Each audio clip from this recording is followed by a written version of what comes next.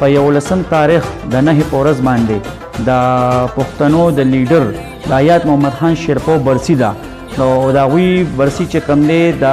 11 تاریخ باندې په وطن کور شیرپو کې منځلي کیږي او په 11 تاریخ باندې د هغې یو جلسه منعقد شوې ده چې تاسو ټولو پښتنو ته خاص کر د ضلع چارسدې ټول عوامو ته اپیل کوو چې په دې جلسه کې شرکت وکړي او دا جلسه کامیابه کړي، ځکه چې حیات محمد خان شیرپو د پښتنو